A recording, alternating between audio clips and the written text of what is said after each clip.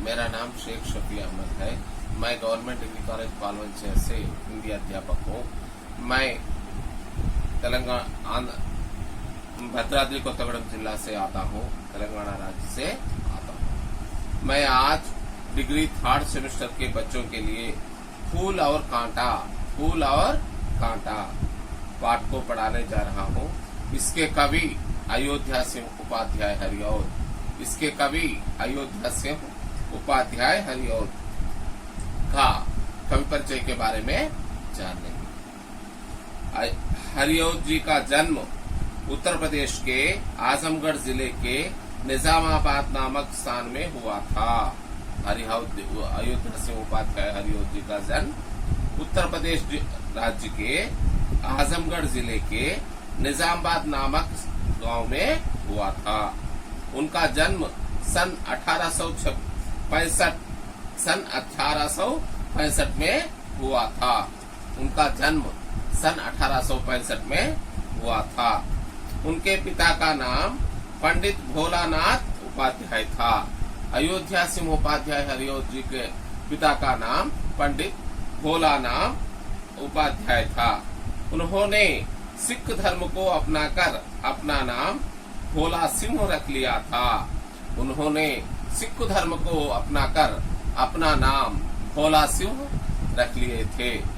था।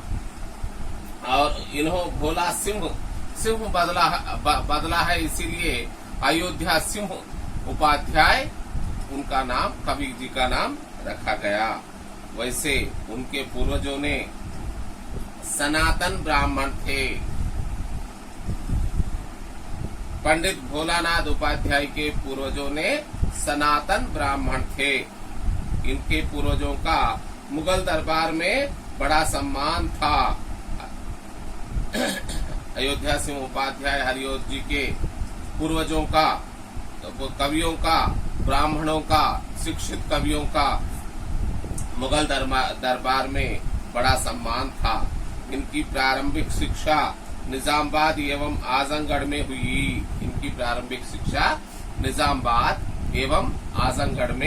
हुई। 5 वर्ष की अवस्था में इनके चाचा ने इन्हें फारसी पढ़ाना शुरू किया था। 5 वर्ष की आयु में इनके चाचा ने इन्हें फारसी पढ़ाना शुरू कर दिया था।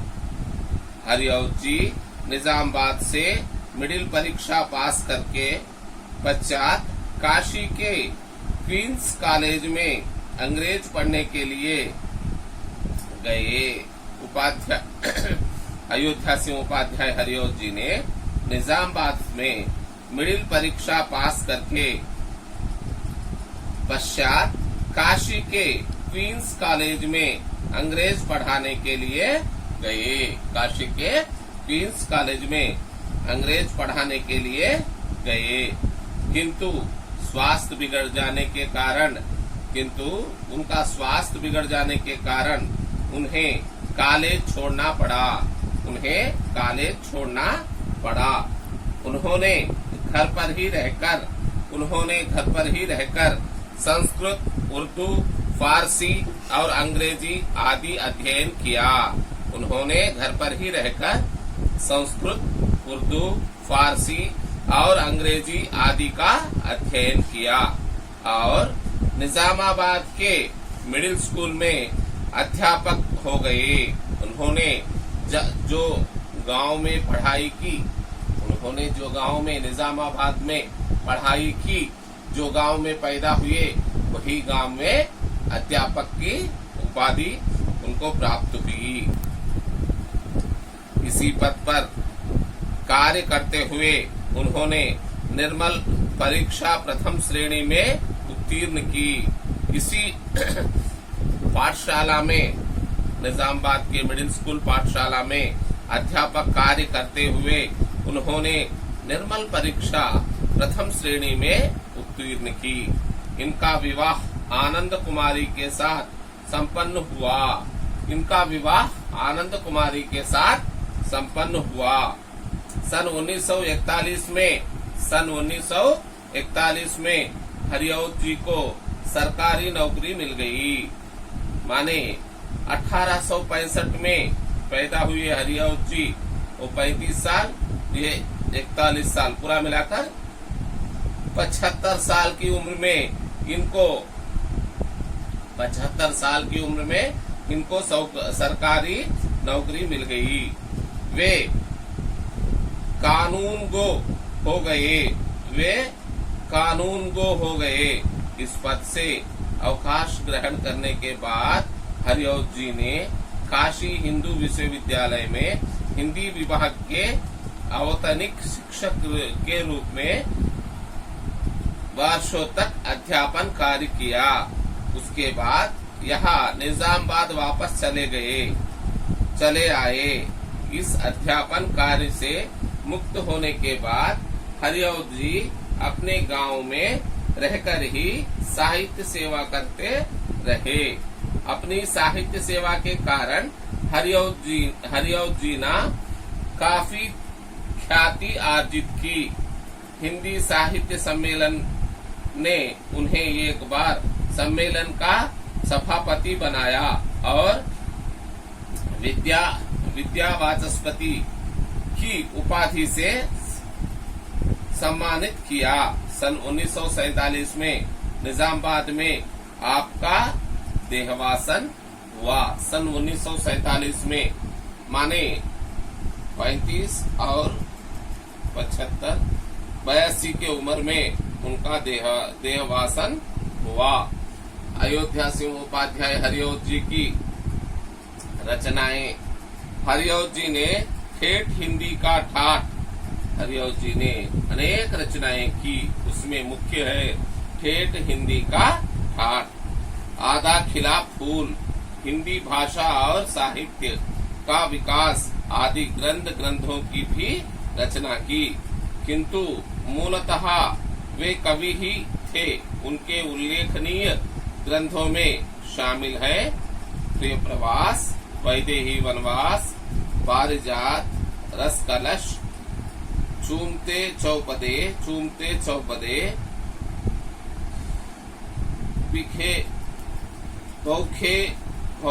बौखे चौपदे, ठेठ हिंदी का ठाठ, आधा खिला फूल, रुक्मिणी परिणय, हिंदी भाषा और साहित्य का विकास। प्रिय प्रवास हरिऔध जी का सबसे प्रसिद्ध और महत्वपूर्ण ग्रंथ है। यह हिंदी खड़ी बोली का प्रथम महाकाव्य है। प्रिय प्रवास श्री अयोध्या सिंह उपाध्याय हरिऔध जी का सबसे बड़ा हिंदी खड़ी बोली का प्रथम महाकाव्य है। इसे मंगल प्रसाद पुरस्कार प्राप्त हो चुका है। प्रिय प्रवास के लिखने के कारण इनको मंगल प्रसाद पुरस्कार से सम्मानित किया गया। काव्यगत विशेषताएं, इनसे लिखी गई काव्यगत विशेषताएं। वर्ण विषय, हरिऔध जी ने विविध विषयों पर काव्य रचना की है। यह उनकी विशेषता है कि उन्होंने कृष्ण राधा, राम सीता से संबंधित विषयों के साथ साथ आधुनिक समस्याओं को भी लिया है और उन पर नवीन ढंग से अपने विचार प्रस्तुत किए हैं। प्राचीन और आधुनिक भावों के मिश्रण से उनके काव्य में एक अद्भुत चमत्कार उत्पन्न हो गया है। उनके काव्य में एक अद्भुत चमत्कार उत्पन्न हो गया है। वियोग तथा वात्सल्य वर्णन, प्रिय प्रवास में कृष्ण के मथुर गमन तथा उसके बाद व्रज की दशा का मार्मिक वर्णन है। कृष्ण के वियोग में सारा व्रज दुखी है। राधा की स्थिति तो अकथनीय है। नंद यशोदा आदि बड़े व्याकुल है। पुत्र वियोग में व्यतीत यशोदा का करुण चित्र हरिऔध ने खींचा है। यह पाठक के हृदय को द्रवीभूत कर देता है। प्रिय प्रति वह मेरा प्रण प्यारा कहाँ है, प्रिय प्रति वह मेरा प्रण प्यारा कहाँ है, प्रियपति वह मेरा प्रण प्यारा कहाँ है। दुख जल निधि डूबी का सहारा कहाँ है। दुख जल निधि डूबी का सहारा कहाँ है। लख मुख जिसका मैं आज लो जी सकी है। लख मुख जिसका मैं आज लो जी सकी है। वह हृदय हमारा नयन तारा कहाँ है। वह हृदय हमारा नयन तारा कहाँ है। लोक सेवा की भावना हरिऔध जी ने कृष्ण को ईश्वर रूप में न दिया, दिखाकर आदर्श मानव के लोक सेवक के रूप में चित्रित किया है। उन्होंने स्वयं कृष्ण के मुख से कहलाते हैं, विपत्ति से रक्षण सर्वभूत का सहाय होना, असहाय जीव का अवराना संकट से स्वजाति का अवराना संकट से स्वजाति का मनुष्य का सर्वप्रथम धर्म है। मनुष्य का सर्वप्रथम धर्म है। कृष्ण जी के अनुसार अनुरूप ही राधा का चित्रण है। अनुरूप का ही राधा का चरित्र है।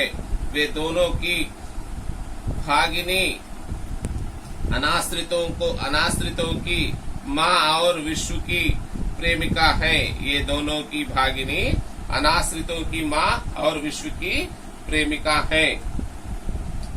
अपने प्रियतम कृष्ण के वियोग का दुख सहकर भी वे लोग अपने प्रियतम कृष्ण के वियोग का दुख सहकर भी वे लोग हित की कामना करती हैं। प्यारे जीवे जग हित करे, गेह चाह न आवे। प्रकृति चित्रण हरिऔध जी का प्रकृति चित्रण सराहनीय है। अपने काव्य में उन्हें जहाँ भी अवसर मिला है उन्होंने प्रकृति का चित्रण किया है और उसे विविध रूपों में अपनाया है। हरिऔध जी का प्रकृति चित्रण सजीव परिस्थितियों के अनुकूल है। संबंधित प्राणियों के सुख में प्रकृति सुखी और दुख में दुखी दिखाई देती है। कृष्ण के वियोग में ब्रज के वृक्ष भी रोते हैं। कृष्ण के वियोग में ब्रज प्रांत के वृक्ष भी रोते हैं। यह कवि परिचय अयोध्या सिंहोपाध्याय के बारे में है।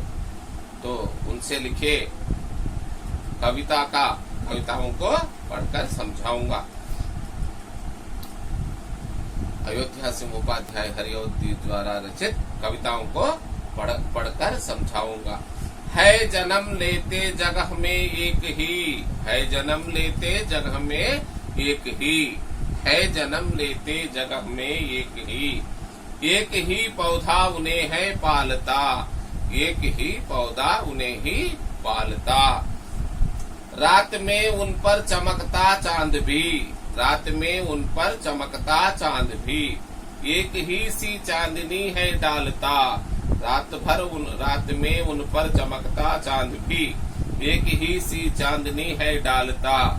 मैं हूँ उन पर बरसता एक सा, मैं हूँ उन पर बरसता एक सा। एक सी उन पर हवाएं बही, एक सी उन पर हवाएं बही। पर सदा ही वह दिखाता है समय, पर सदा ही वह दिखाता है समय।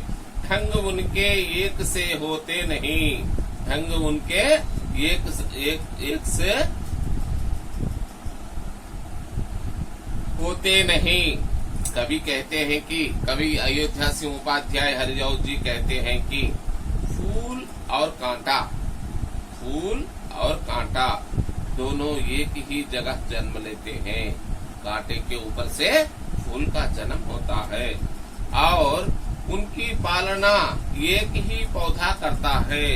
फूल और कांटा दोनों की पालना एक ही पौधा करता है।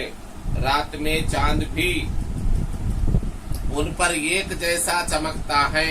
रात में चांद भी, रात में पूनम की चांदनी भी एक सी उन पर बरसती है और अपनी चांदनी बिखेरता है। बादल उन पर पानी भी एक जैसा बरसाता है।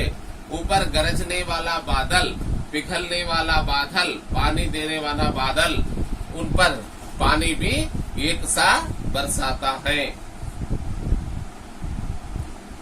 और ठंडी हवाएं भी उन पर एक जैसी चलती हैं। उस पर चलने वाली ठंडी हवाएं भी फूल पर और कांटे पर एक जैसे ही चलती हैं। परंतु इन दोनों का पालना एक जैसा होने पर भी इनका व्यवहार एक जैसा नहीं है। परंतु इन दोनों का पालना एक जैसा होने पर भी इनका व्यवहार एक जैसा नहीं है। दोनों का व्यवहार अलग अलग होते हैं, दोनों के लक्षण अलग अलग होते हैं, दोनों की स्थिति अलग अलग होती है। अर्थात मनुष्य के दो प्रकार होते हैं, धार्मिक और अधर्मी। अर्थात मनुष्य भी दो प्रकार होते हैं, धार्मिक मनुष्य और अधर्मी मनुष्य, सच्चा मनुष्य और झूठा मनुष्य, नीतिवान अविनीतिवान। इस तरह से धर्मबद्ध अधर्मबद्ध, इस तरह से मनुष्य भी दो प्रकार के होते हैं। धार्मिक व्यक्ति प्रेम की भावना से अधिकृत रहकर सभी प्राणियों का हित करता है। धर्मबद्ध से रहने वाला व्यक्ति, धार्मिक व्यक्ति, सच्चा व्यक्ति दूसरों को नष्ट नहीं पहुंचाता, दूसरों से बहुत प्यार करता है। जिस तरह से दूसरा आदमी अपने को प्यार करना चाहता है, उसी तरह वह दूसरों को भी प्यार पहुंचाता है। धर्म फैलाता है, नीति फैलाता है, मानवता फैलाता है। ये अच्छा आदमी है, अर्थात ये अच्छा आदमी है।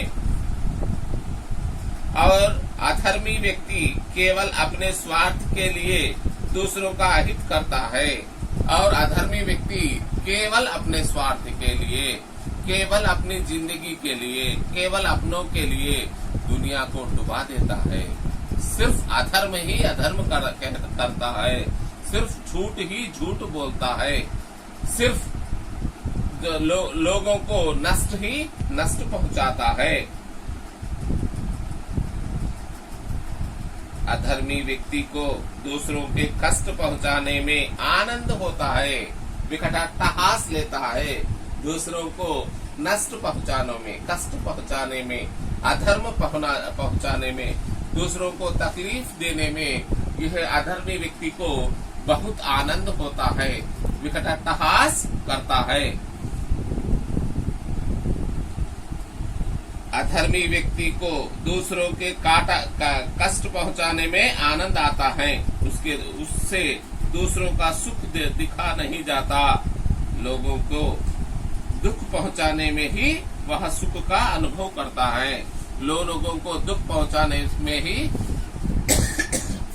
वह सुख का अनुभव करता है अधर्मी व्यक्ति। इसका मतलब है जैसे एक ही डाली पर रहने वाले कांटा और फूल, बाजुक बाजुक में रहने वाले कांटा और फूल, कांटा लोगों को चीर देता है, कांटा लोगों को चुभ जाता है, कांटा चुभने से लोगों को रक्त आता है, कांटा चुभने से लोगों को खून बहती है, और कांटा लोगों को बहुत कष्ट पहुंचाता है। वही ऊपर रहने वाला फूल लोगों को सुगंध से भर देता है, लोगों को कोमल और मुलायम अपने रंग से लोगों को अपने ओर आकर्षित करता है। देखो, फूल और कांटा दोनों बाजुक बाजुक रहकर भी फूल अपना धर्म निभाता है, कांटा अपना धर्म निभाता है। कांटा अपना धर्म निभाता है। दूसरा पद्य, छेद कर काटा किसी की उंगलियां, छेद कर काटा किसी की उंगलियां, फाड़ देता है किसी का वरवसन, फाड़ देता है किसी का वरवसन। प्यार डूबी तितलियां का पर कतर, प्यार डूबी तितलियों का पर कतर। भंवर का है भेद देता श्याम तन, भंवर का है भेद देता श्याम तन। छेद कर काटा किसी की उंगलियां, फाड़ देता है किसी का वरवसन। प्यार डूबी तितलियों का पर कतर, भंवर का है भेद देता श्यामवन। कभी अयोध्या सिंह उपाध्याय जी कहते हैं कि अधर्मी लोग, कष्ट पहुंचाने वाले लोग, अन्यायी लोग, झूठ बोलने वाले लोग कांटे जैसे हैं। कांटा किसी की भी उंगलियों में चुभकर उनमें छेद कर देता है और किसी के भी अच्छे वस्त्रों को फाड़ देता है। प्यार से फूल का रस चूमती हुई तितलियों को पर कतर डालता है। काले भंवरों के शरीर में भी छेद करता है। काले भंवर के शरीर को भी भेद डालता है, छेद करता है, अर्थात चोट पहुंचा देता है। अर्थात बुरा मनुष्य हमेशा किसी की बुराई ही सोचता रहता है।